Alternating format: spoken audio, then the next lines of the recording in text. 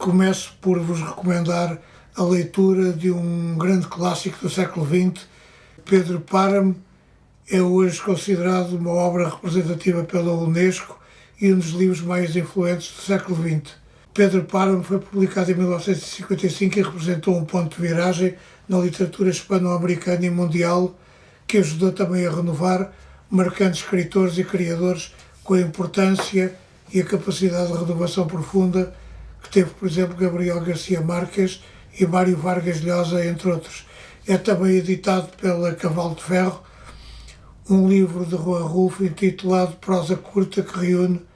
textos seus de várias épocas e que são complementares de Pedro Páramo, e vale a pena ter e ler para percebermos como funcionava o pensamento e a capacidade criativa e crítica deste escritor mexicano que marca tão profunda deixou na ficção do século XX até as últimas décadas do século. Destaque para um livro de editorial Presença, escrito por Paco Calvo,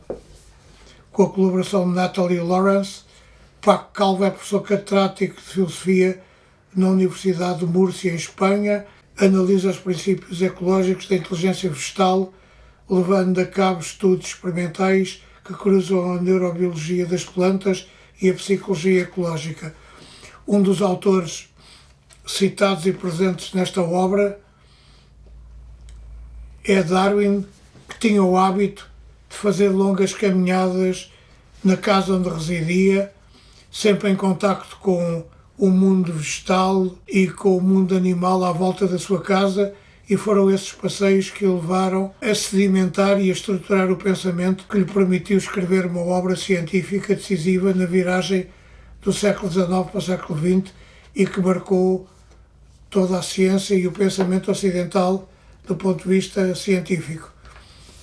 Este é um livro fundamental que nos mostra até que ponto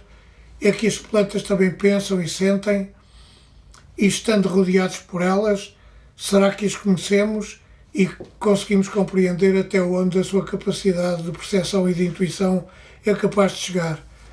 A ligação que o autor faz com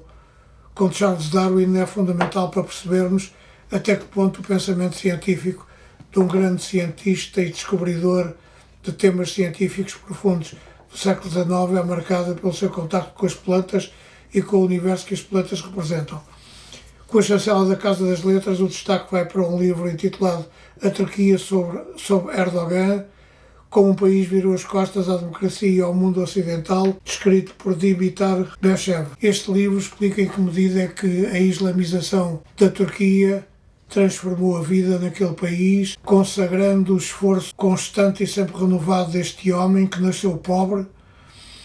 construiu o seu percurso político sendo durante um tempo considerável presidente da Câmara de Istambul. Depois, através de um golpe que deu em 2016, conseguiu neutralizar a oposição política que tinha, não cessou de mandar prender e neutralizar politicamente os seus adversários. Um livro para ler e perceber melhor o que é a realidade turca e o que é que pode ser o mundo da Turquia, um mundo sempre cúmplice da Rússia, de Putin e do Kremlin, e no qual este homem se islamizou profundamente, negando o legado político de Kemal Atatürk, que ocidentalizou a Turquia e a afastou da crença religiosa, pode desequilibrar a base do entendimento geoestratégico naquela parte do mundo que é essencial para o futuro da humanidade e para o futuro do mundo no Médio Oriente. Destaque para um livro de Don Quixote que se chama Linguagens da Verdade, são os ensaios de Salman Rushdie, escritos entre 2003 e 2020. Salman Rushdie, que com os seus versículos satânicos foi vítima a vários níveis da perseguição desencadeada pelo mundo islâmico a partir de Teherão, reúne neste livro os ensaios, textos, críticas e textos de reflexão que publicou entre 2013 e 2020. Ainda recentemente nos Estados Unidos, quando fazia uma palestra, uma conferência, ele foi atacado, perdeu a visão num dos olhos, foi ferido no pescoço e foi gravemente ferido, e esteve hospitalizado durante bastante tempo, mostrando que a sua vulnerabilidade política e humana é notória e que ele continua ameaçado pelo fanatismo e pela intolerância radical do Estado Islâmico. Destaca ainda para um livro com a chancela do Desassossego, um livro de Carlos Martins, que se intitula Fascismos para além de Hitler e Mussolini. É um livro que conta a história do fenómeno político que atingiu a Europa, incluindo Portugal, bastante pensar na realidade que o Chega representa e nos insultos e os ataques que a democracia sofre quase diariamente no Parlamento, no espaço mediático e, portanto, fora do Parlamento. É uma realidade que nos deve inquietar e preocupar. Este livro de Carlos Martins é essencial para percebermos a gravidade desta realidade que pode pôr em causa o futuro da democracia e os equilíbrios políticos que a democracia implica. Destaque igualmente para um livro com a chancela do Desassossego, escrito por Patrícia Matos, que se intitula Segredos da Liderança, Aprender com os melhores líderes nacionais, um livro fundamental de reflexão sobre o populismo, o excesso de linguagem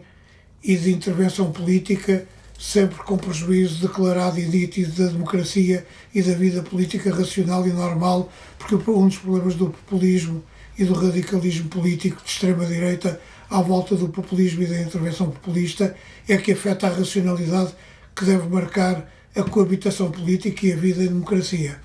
A não perder.